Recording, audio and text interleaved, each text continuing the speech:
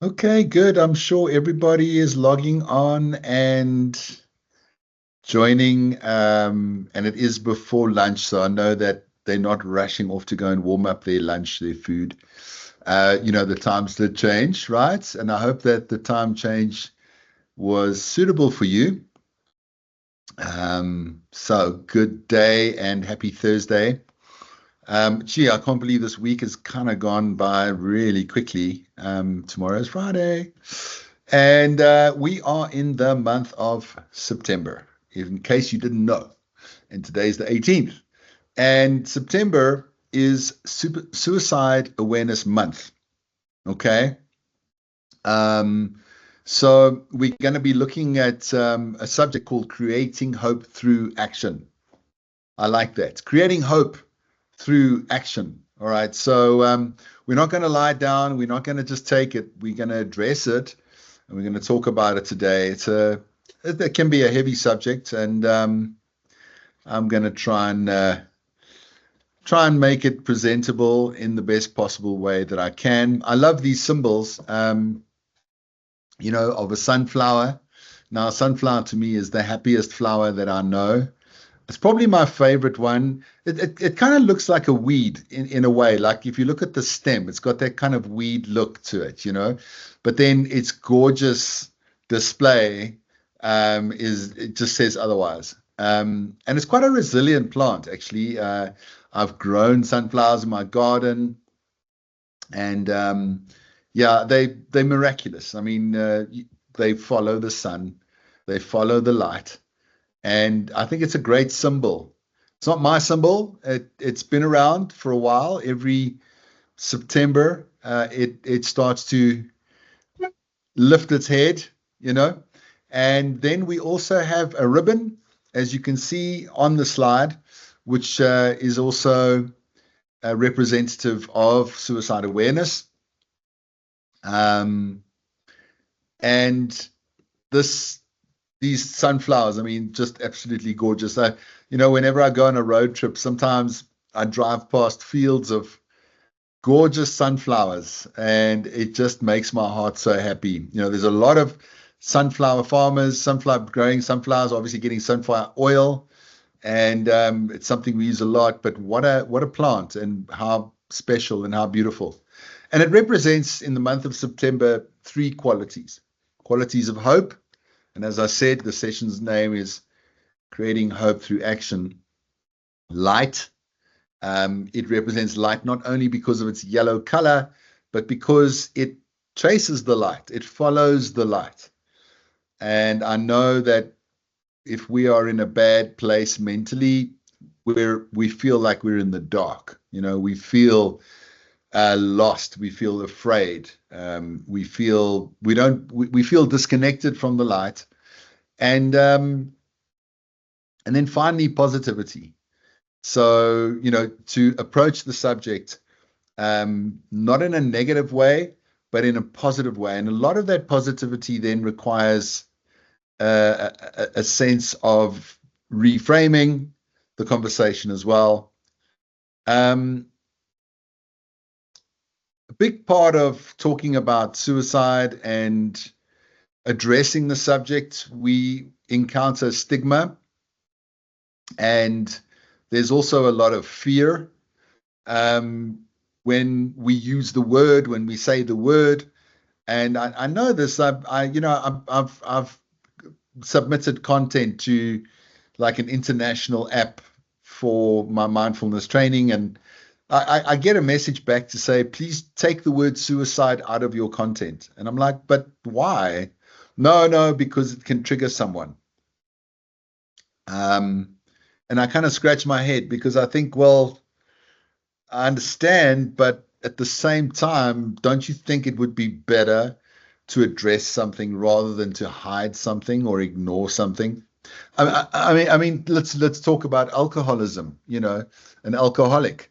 If an alcoholic didn't stand up in AA and say, "I'm Barry and I'm an alcoholic," that's a big part of the healing, right? And for people to say they're suicidal or to talk about suicide and the effects of suicide may then help somebody, or it might stop someone from thinking about it.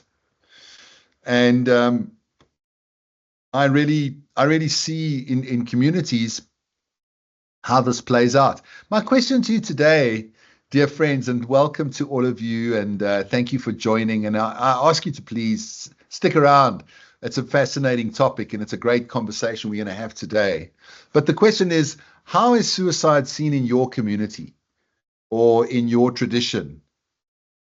And you're welcome to, pop your hand up and comments. That would be awesome, right? I'd really love that. But it's a big question. It's a big question, and would love to hear from you. I'll even throw in a little bit of a lunch voucher. You can contact me, and I'll make sure that you get a lunch voucher. Okay, for your views, because I need to hear your voice. Also, you can pop in the chat. Why not? Okay, how is suicide seen in your community, in your culture, in your, I don't know, family, whatever, right? Do you want to shed some light on it?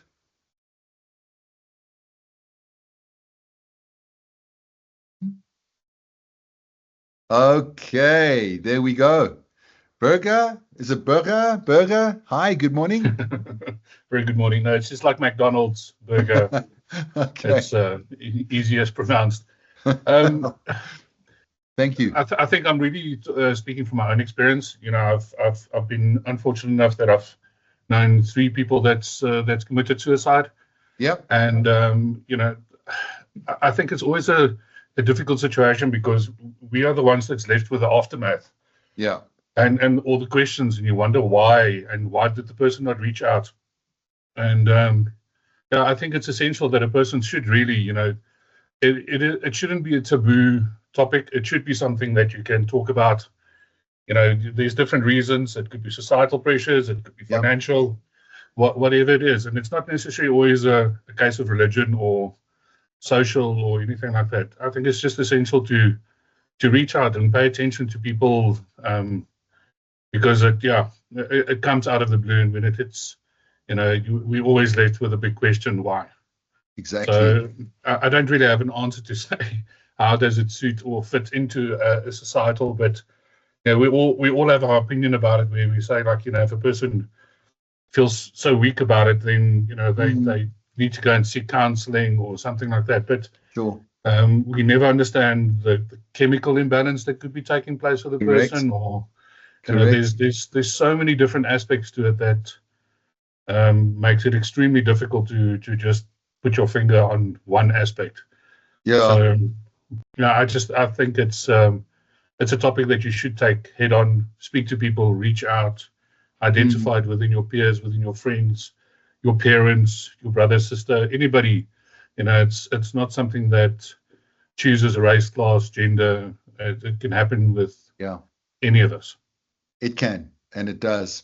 And I'm sorry for your loss, and I'm sorry for the pain that it gets, that is left behind. But I'm also very appreciative of your bravery and your stance, because it's mine too. Please pop my email in the chat. Send me an email, just say hi, and we'll go through the process. And I see Kutlwano's on the call as well. Good day to you. And would be nice if we just sort of encourage people to reach out to the EAP service provider. If you are in a dark space, let us get those details that you do need to, as Burger said, if you do need to reach out to someone to talk to, a counselor, therapist, that you can get the help that you need. And I'm going to keep saying that again and again in the session, but it would be nice if we just had those details. Anybody else want to sort of comment? I mean, Burger's so wonderfully unmuted, shared his views. Anybody else? How is it seen in your community? Thank you, Kutlwana. How is it seen in your community? I'm going to pop over to the chat. Chat's quiet. All right, people are a bit quiet today. How is it seen in your community? Yes, Pelile. Hi, welcome. Please come in. Hi, Mark. In my community where I come from, in the villages in Mpumalanga, I would say people never see it as a mental issue. They tend to judge a lot and be like, I would never do that. I'd never leave my kids. Why didn't she think of her kids? And I think it's maybe because they're not educated on the topic a lot. So it's tend to be judged where I come from. Okay, yeah. I understand that. And thank you for exposing what that looks like. Yeah, it hurts, especially when you have a family member that takes their own lives and you are mourning them, and people are just being judgmental and they don't understand that they were suffering. They didn't really see it as a choice to continue living. So yeah, it is a bit sad. It is. It is extremely sad. Thank you so much for sharing your view. And I'd like to offer you a gift as well. If you email me, please. Thank you. I'll do so. Please do. Thank you. Thank you for unmuting and sharing your view and, you know, what people think of it. And Mason, thank you. They rather blame the person and not try to understand the circumstance around it. It's very, very sad. I guess I'm very similar to Berger in a way. I speak from experience. I've lost some people along the way to this. One such person is my father. That's why I do this work. Maybe some of you have heard before, but when I was 21 years old, my dad was 52, and he took his life. 7 months before he did it, he tried, and I managed to save him. But the second time, I wasn't there, and I wasn't lucky. And I tried to save him, but he was gone. And I was 21, and my sister Shame was 16. So, yeah, it's hard to reflect on it, and I think about him every day. And people judged him. He was a God-fearing man. He was a wonderful father, a wonderful husband. He was a corporate executive. He worked for General Electric. He had a big title. He didn't have problems with alcohol or drugs. He didn't display any weird behavior. He wasn't abusive in any way. Just gentle and kind, and maybe just too kind for the harshness sometimes of this world. But he was stigmatized. I remember going back to our religious organization and saying to them, "Where is he?" And the news was not good. And I felt very sad because we never missed a day of church. My dad would say, "I don't care where you've been last night, we're going to church," because it was always on a Sunday morning.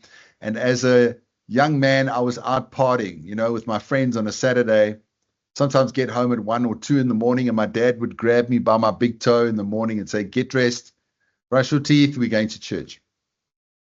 And he was the person who sang so loudly in church. He was so devotional, and he was a religious person. So to feel that he was somehow, because the idea was that he was possessed or that he was weak, so some spirit came in some bad stuff came into him. But I don't see the logic, because he was, it didn't make any sense to me. That they wouldn't bury him in the same place as everybody else in the congregation. So that was sad. That's a stigma right there. Like he would stain the ground or something, So it was hard to see, hard to deal with the loss in that way, hard to pick up the pieces, for the rest of my life. But I can say, I can honestly say that what happened to him shaped my life and has given me a career in mental health. And that's why September and October are two very, very important months.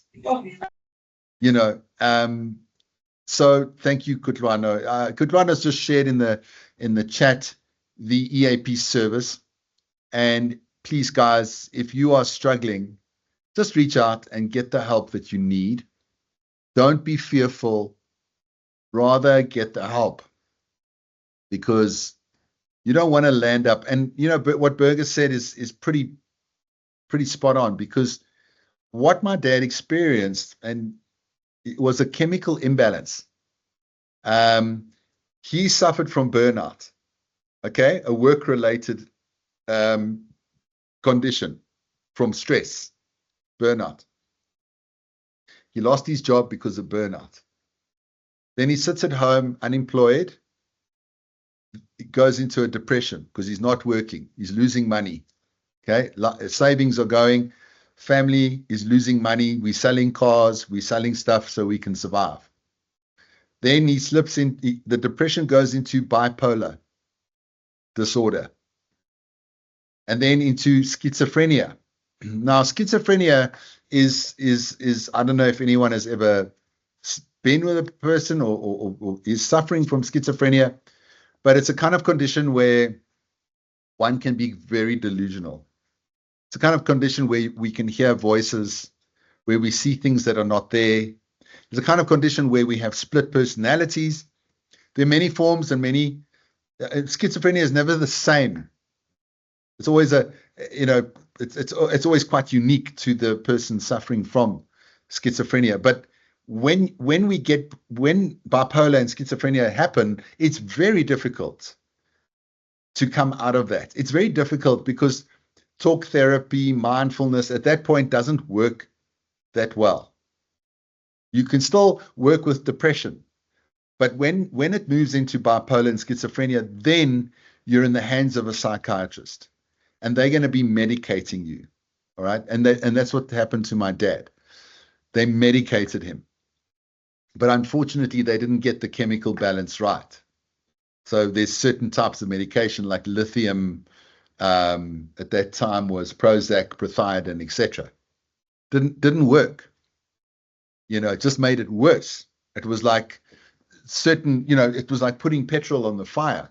Now, I'm not knocking the chemistry, because I have definitely taken, antidepressant medication in my life, and it's helped.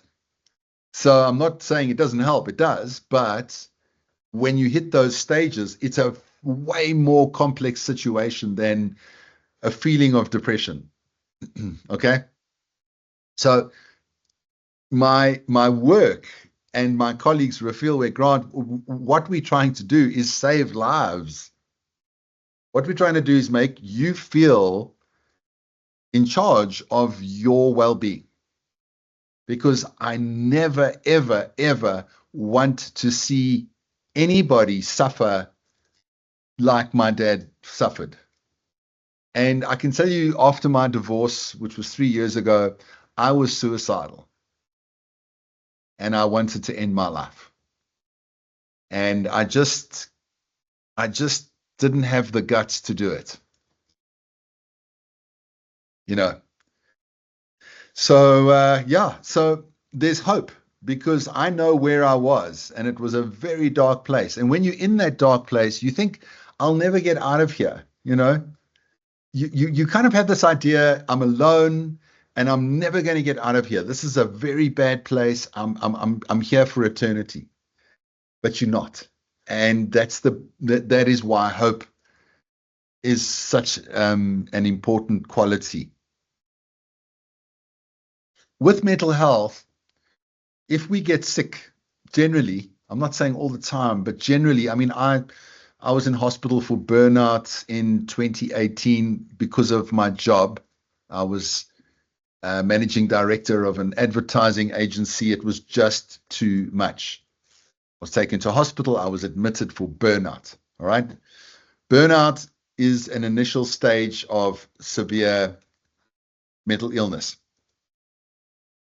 So when you land up in hospital, or when you have a crash, or if you, I don't want to say when you, because please, God forbid that no one ever suffers from burnout or any serious mental issues. It's really horrible because you feel alone, and then nobody sends you flowers or messages, really, get well soon, chocolates, as if you went in for cancer, or if you went in for an appendix operation, or you had a car accident or something.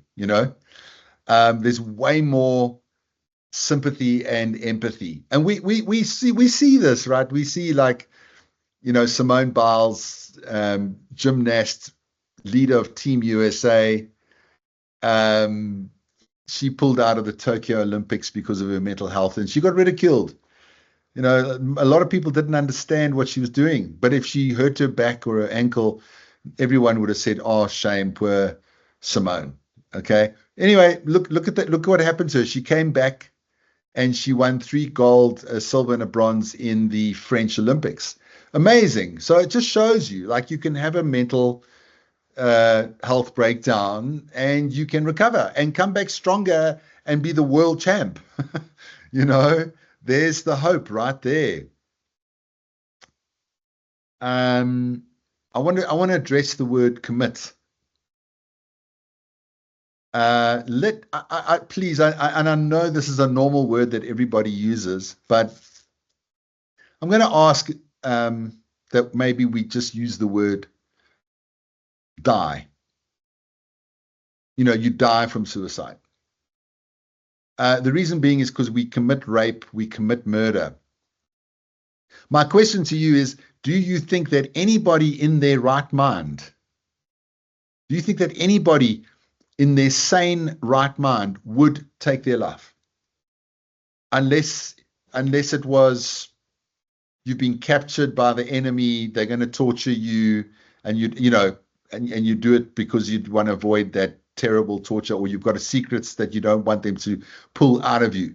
Okay, I get that, right? But is there any other situation, like someone throws a hand grenade in the room and you dive on top of it, like you see in the movies, is there any other situation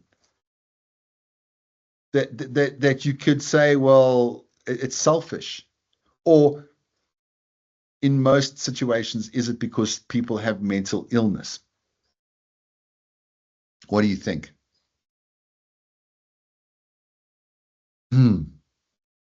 I really do think that it's that no one in their right mind, it's either an act of bravery or to avoid, a lot of people get a diagnosis and they're sane of mind, but that diagnosis is terminal, so they would rather not go through the pain. I know that there's assisted suicides in, I think the Netherlands has open laws. I don't know if there are more countries where you're allowed assisted suicide because you're dying of a terminal illness.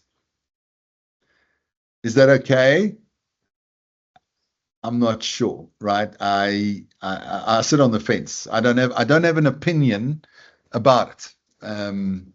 Cheryl, thank you. The stigma surrounding suicide often extends beyond the person who has died, affecting how families and communities treat the body. Yep, the grieving process, even how mourning rituals are carried out. The body of someone who died by suicide is not allowed to stay overnight at home before burial. Oh, wow. Fear of contagion. More family members might also die of suicide. Wow, that is a very interesting fact, and I never knew that. I'm guessing this is a traditional belief. Okay. But I really would like to present that from a scientific point of view, that it's the same as having cancer. If we get cancer, is it because we've been? Is it a spirit? Is it you know what I mean? Like we need to. Solofelo, please come in and give us your comments there. Hi, Mark. Hi. Okay, you. I'm okay, thanks. Good. Mark, I'm just thinking in a situation where maybe someone is not mentally ill as such. However, the circumstances they find themselves in, for example, maybe they're overly indebted and they really don't know how to work it out. They've got Yeah. families to take care of. So even if, and most people tend to be sent off to or advised to go see your therapists and psychologists, but Yeah. unfortunately they can't still get them out of that specific situation. Maybe they can try and help them mentally to deal with it, but the reality is that there's no money, for example. Yeah. So I think there can be instances where yes, a person is still sane in their right minds, but they are just overwhelmed by their situation and they feel like there's no help coming. I'm going to die in the situation. I'd rather die. Yeah. I It's understand just that. so Thank you. sad. Yeah. It is. You brought up a very interesting point. Please give me 10 seconds. I have to get something.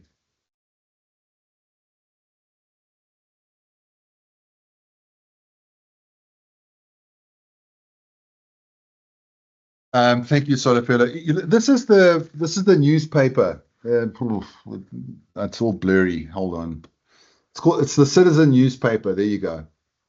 This is a front page of the Citizen in April.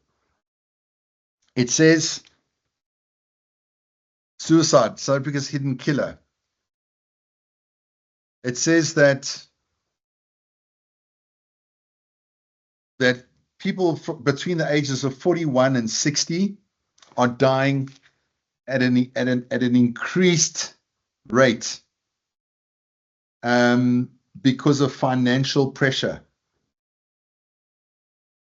They say suicide accounts for 35% of unnatural deaths in policy claims, followed by road accidents at 23% and crime at 17%. So people are dying from suicide more than road accidents,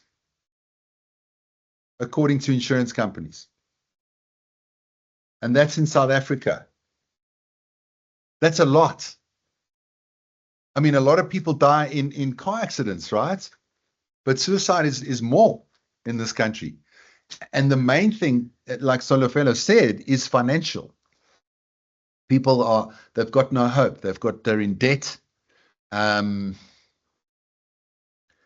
you see now, if you're in debt, surely that debt still needs to be paid by your family.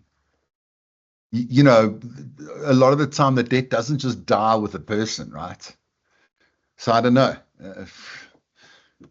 Obviously my father's concern was also financial, and it just drove, but he really wasn't well. Yeah. Is it worth dying over? Is money worth dying over? Yeah. The stats in South Africa is there are 23 a day, and there are 230 serious attempts. There is an organization called SADAG that publishes these results, and they also have a hotline, a free hotline where people can phone in. The stats of why suicide happens, and we'll just go through, according to SADAG, is that there's a recent loss of a loved one, or a job, or money, or a job, a relationship, maybe a divorce, I know that one well, or a pet even. Major disappointments like failed exams, missed job promotions. In fact, the biggest cause of children dying is suicide, right? There's nothing bigger in the world. Change in circumstances, separation, divorce, retirement, redundancy, children leaving home. Mental disorder or physical illness, suicide of a family member, friend, or a public figure, financial or legal problems, traumatic experience like fire, rape, or accident. So trauma. I mean, trauma plays out right throughout our life and can affect, our mental condition. And the last one is feeling like a burden. I know in my dad's case, he felt that he was a burden on us. I can tell you right now, I would rather him be a burden and him still be alive today. He would be very old, but I missed out on 31 years of having a wonderful dad. And, you know, if I could go back in time, globally, 1 out of 100 people will die of suicide. So out of every 100 people, 1 person will die from suicide. It's staggering, right? I wonder, do you know people that are famous people that have died from suicide? Here is a painting by Vincent van Gogh called Sunflowers. And I chose this picture obviously because of the sunflower theme, but it's just ironic that, you know, he died of suicide. He was very mentally unwell. Guys, do you know any other famous suicides that you know of? You want to pop it in the chat? Vincent van Gogh. Okay, I mean, he cut off his own ear. He was a genius. He was a brilliant. I mean, an absolute genius. Died poor. Probably one of the most famous painters ever lived. His paintings are worth millions. And unfortunately, brilliant minds, genius people, creative people often do this, right? We look in the music world, we see musicians, singers, lots of them, right, ended their lives. Actors, yes, Robin Williams, yeah. That was a very famous. Jeff, you know, they say that Robin Williams was diagnosed with a terminal illness and that's why he did it. I don't know if that's true. Has anybody else heard anything more about it? Burger Johannes Korrel, absolutely, yeah. Ricky Rick, remember Ricky Rick? Kurt Cobain. You know, if you're into your hard Seattle rock, Avicii, Avicii. Have you guys seen that documentary? That's quite something. And what a soft guy. Avicii, that's a good one, Pilile. Did you see that one? Gey Corsten, really? I didn't know that, Antoinette. I mean, I used to listen to Gey Corsten. My wife used to play it all the time. Chester Bennington from Linkin Park, Mason, absolutely. Yeah. And you know, you think these people have got it all. They're rich, they're wealthy, they're famous. Why Jeffrey Epstein? Yeah. That's a big one. That's a big one. Yeah, you know, you can understand, I guess, if he did it, why he did it. So yeah. So people that are at risk, yeah, I suppose you're waiting trial. I should put that in as well. Bipolar disorder, borderline personality disorder, depression, drug or alcohol use. You see, when you high or you drunk, that's when a lot of people take their lives because they're not in their right frame of mind. You know, would they have done it if they were sober? Probably not. Sometimes people have arguments and they're drunk and then they do it, you know. My mom attempted, and she was drunk, but there were no bullets in the gun, so I could have lost both parents. Both of my parents were mentally unstable. I'm surprised I am. I don't know if I am. Will you guys let me know? Post-traumatic stress disorder. No, I practice mindfulness, guys. That's how I keep my mind steady and together as much as I can. I can't say I'm the poster boy for mental health, but I try work on myself daily. Therapy is also, you know, obviously important. Schizophrenia, as I said, history of physical, sexual, or emotional abuse. Stressful life issues, financial, relationship problems, or a diagnosis of a terminal illness. Men. Guys, my brothers. How many men have we got on the call? I know that Burger's here. generally men don't, move into personal development programs or want to go into emotional talk. I talk about everything. I'm very emotional. I'll talk to my friends. I'll talk to the lady at the checkers counter. You know what I mean? Like, everybody knows my life. Maybe I overshare, but my dad didn't, right? My dad was like, he'd never say anything. And when I asked my dad, how are you? He'd be like, I'm fine, my boy, I'm fine. When he wasn't fine. And if he said, I'm not fine and I need help, he could have got the help at the depression stage. But he kept saying he was fine. He didn't get the help. It went into bipolar and schizophrenia. If you are suffering from depression, sort it out right now. Okay, get the help. Asking for help is not giving up. It's refusing to give up. All right? Don't give up. Get the help. Please. Because if you don't, it's not just you. It's your entire family. It's all your colleagues. It's everybody that loves you is going to be affected. And can't stress that enough. Men are 4 times more likely to die from suicide than women. Why? 4 times. Why? Any ideas on that?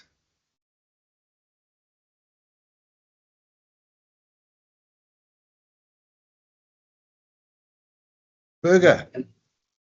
I thought all the wrong answers is going to get me in trouble with the lady, so I'm not gonna use that.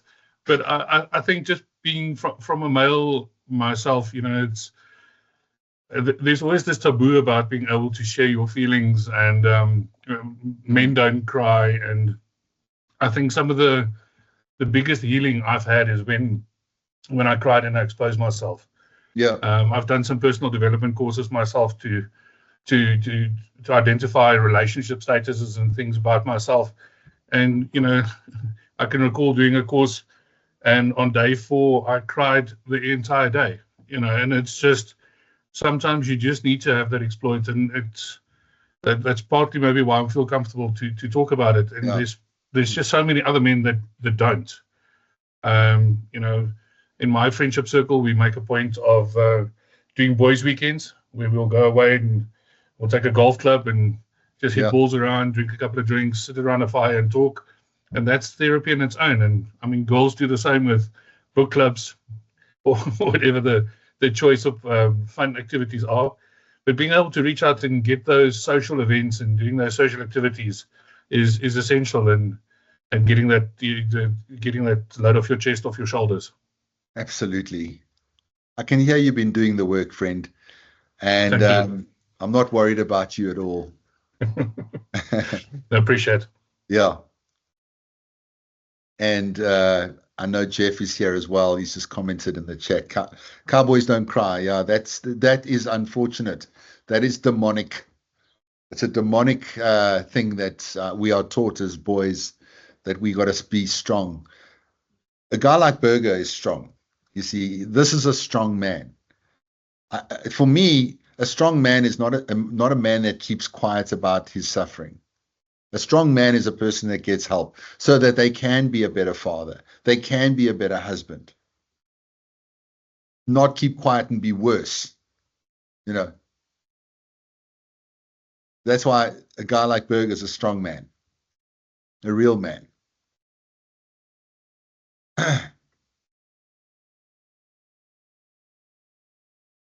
Jeff.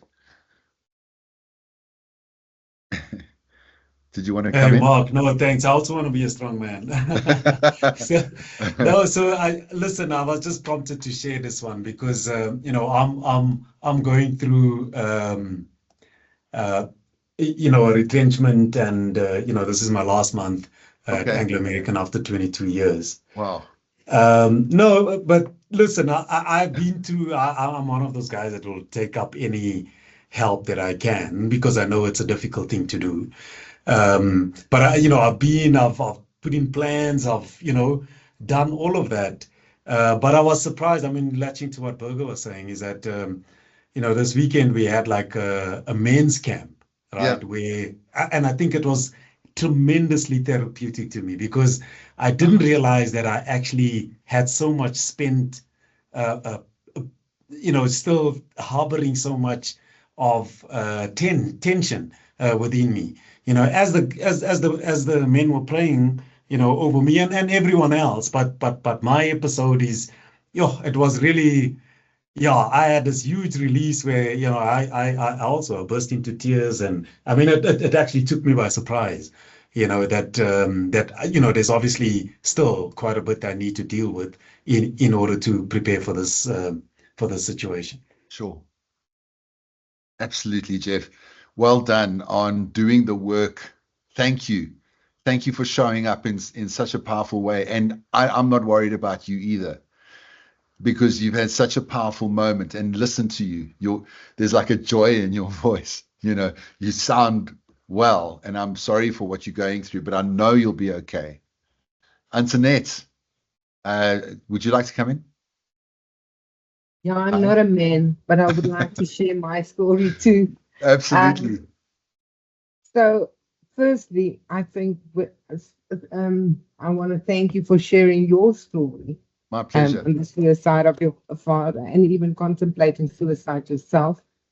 You said, but you didn't have the guts to commit suicide. No. That's not truth. Somebody was with you, and that is why you didn't commit suicide. Our journey in life is not over until we lay our head down one day. So I'm in a very similar position as Jeff. I'm ending up soon, and it was absolutely devastating because my work was always my everything. Sure. I always tried to be like the positive one and whatever, and the way that I felt that I was treated and how I found out that this is the reality was really, really very terrible. I went really through hell, okay, in March, April, around there. And I am also, I've had been on antidepressants, and I thought because of my faith, I'm going to stop that. And that was before I knew what is happening. Yeah. I prayed and I prayed, and it didn't work. And I kept on thinking maybe my faith is not strong enough, or whatever the case may be. But luckily, I went to go out and get help again. Okay. For my depression and things. And I can remember, and I think everybody at some stage might, even for a blink second, would suicide. And I remember thinking of that. And the next moment I looked down, and here's my dogs, my 5 dragons, looking up at me, and they look at me to say, listen, we need to go and walk. Like, I don't care what you are doing. I don't care what you're going through. Life goes on for us. And I'm thinking, who would look after my children if I'm not there anymore?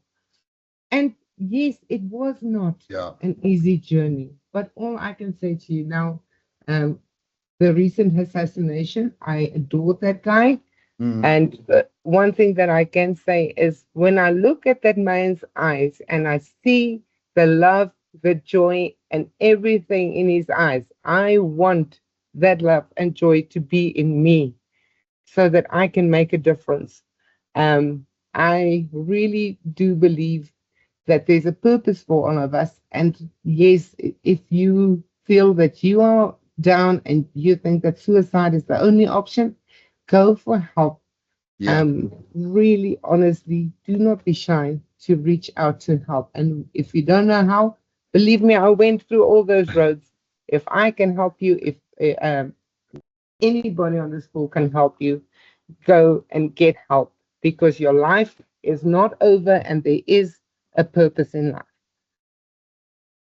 Wise words, Antoinette, and you might just save a life by saying that, and thank you. And I'm sorry for what you're going through, but I'm not too worried about you either. I think you are just going to be fine.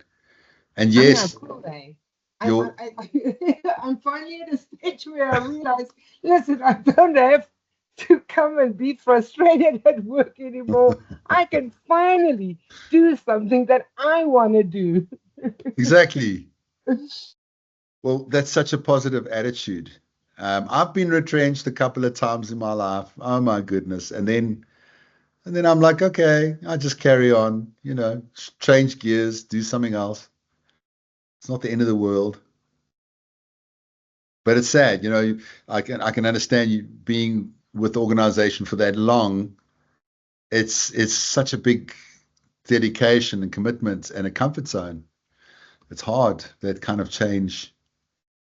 But, Antoinette's got a good point, like the doggies, okay? The doggies are like, take me for a walk. We don't care what's going on.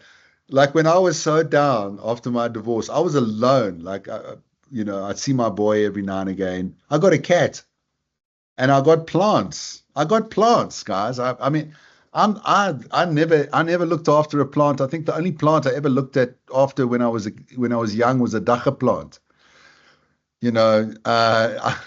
I don't have green fingers, but yeah, I got plants all over, and I love them. And I water them. I look after them. My cat sleeps on my bed. Like it made me feel better. It really did. More than the antidepressants did. I must be honest, but you got a good point. Women also, I don't know if any ladies on the call have ever had postpartum depression. It's a big killer of young moms. It's the biggest killer of not just young moms, but moms in general. It's a hormonal imbalance. It's a chemical imbalance that happens after birth that some women never recover. I don't know if anyone has a story about that. I don't know what it's like. I'm not a woman. I've never given birth, but I know for a fact it's a very, very real struggle and leads to women taking their lives. So how do we help someone who is struggling, who we think is going to, do this? We must be direct and we must talk openly as we are today. Don't encourage them to be happy. That's toxic positivity. Be willing to listen. You don't need to be a therapist. You just got to listen. Allow them to express. Be non-judgmental. Don't lecture on the value of life. They don't care. Become available. Show interest and support. Seek support. Ask for support. Get people to help you to help them. Maybe you can contact their family. Remove anything dangerous from their vicinity. Don't leave them alone. Get help from people specializing in crisis intervention. And if necessary, phone the police. My mom used to threaten all the time after my dad died. She'd phone and say, I'm going to end it today. And then my sister and I would drive like maniacs to go and help her. Eventually I just said to my sister, don't phone the police. I'm not going to do this again. After about the 5th time, I was like, phone the cops. The cops went there. She never did that ever again because it was so embarrassing. Have the police arrive. Yeah, it was a weird. I had a friend who went through trauma. She had a house break-in, a yoga teacher, single mom with a child. She managed to escape with her child. They climbed over a wall. The invaders were in the house with guns. I'd say 4 months after that, she was deeply depressed and suicidal from the trauma. And what I suggested to her was, you're a yoga teacher. Just do more yoga. Are you eating well? Are you drinking lots of water? That was the worst thing that I could have said to her. Okay? Dumb. Stupid. She got cross. It was toxic positivity. Now, normally that would be good advice, wouldn't you think? But to somebody that is suffering from deep depression or suicidal, that just is like a knife. So we got to wisen up, and we can't be offering too much advice. Okay. There's not enough support or information for women that battle with postpartum depression. Yes, I agree. So we have to be the ones that can save lives, and all we need to do is just make ourselves available to someone who is vulnerable and get them to talk. And we say things like, go on, tell me more, What else? Go on. Tell me more. What else is there? You know, it's the art of listening. Just to listen. Okay? Let them talk.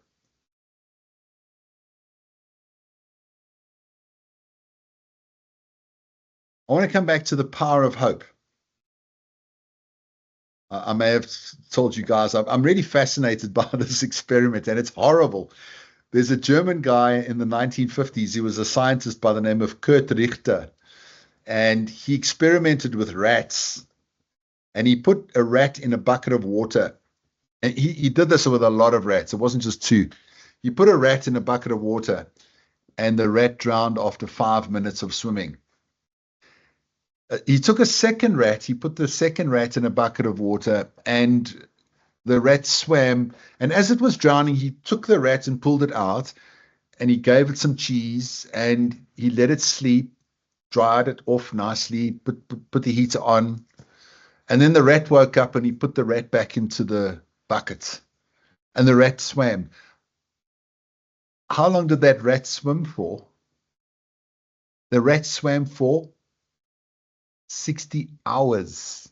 60 hours. Not 5 minutes. And why did it swim like that? Because it had hope.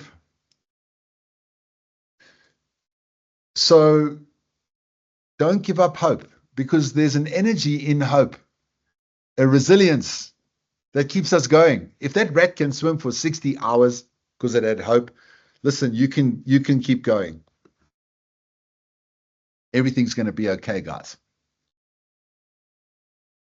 And I know it's hard right now for you, and I know it's tough, and everything's going to be okay. Really. And if you don't feel it's going to be okay, keep saying it so that you rewire your brain, because no good opportunities comes from where you're in a bad place in depression.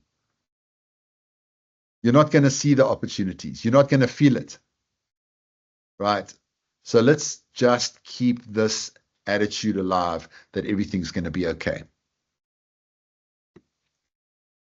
I'm going to play out with the final song, but before I do that, I'd like you guys to click on the link, scan the QR code. We've got a new survey. It's very quick. It's a little assessment, and it would help us greatly. If you put your mouse over the slide, it'll open up the link, and please just give it a, don't do it now. When the session ends, then, then you can do it. I want to play you a little song. It's a beautiful song. I really love it. And it popped up during COVID, actually. Give it a listen. Here we go.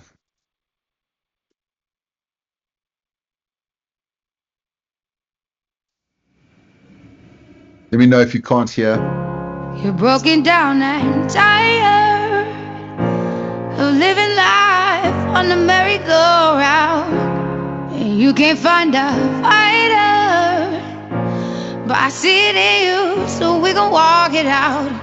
Move mountains, we gon' walk it out, and move mountains. And I'll rise like the day. I'll rise up, I'll rise unafraid. I'll rise up, and I do it 1,000 times again.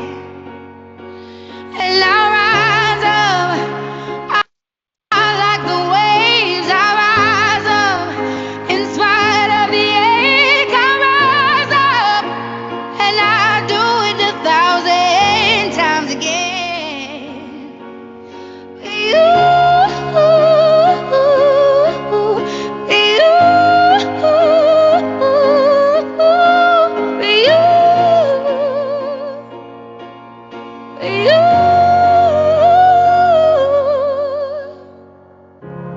The silence isn't quiet, and and it feels like it's getting hard to breathe. And I know you feel like dying, but I promise we'll take the world to its feet.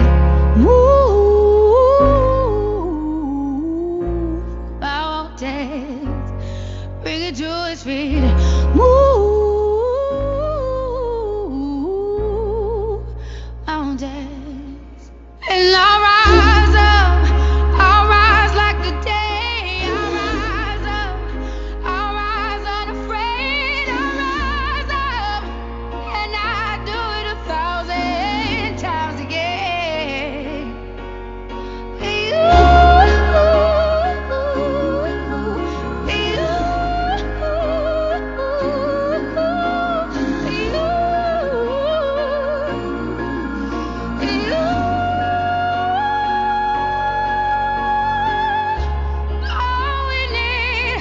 All we need is hope, and for that we have each other, and for that we have each other. And we will rise, we will rise, we'll rise. Oh, we'll rise. I'll rise up, rise like the day. I'll rise up in spite of the ache. I will rise 1,000 times again, and we'll rise up. I like the waves. We'll rise up in spite of the ache. We'll rise up, and we'll do it 1,000 times again.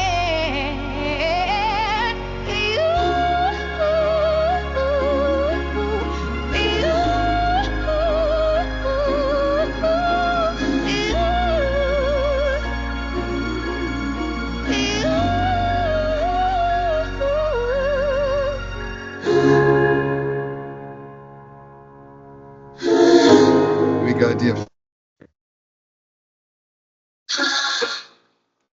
Thank you so much for attending this session. Wishing you all really all the wellness in the world. Have a great weekend. Look after yourselves, and please reach out and get the help that you need if that's what you need. Thank you to everyone that contributed, and your engagement was very special. Thank you for being here. Take care of yourselves. Lots of love. Cheers, Mark. Cheers. Thanks, Fred. Thank you. Bye. Bye, guys. Thanks, Mark. Thank you.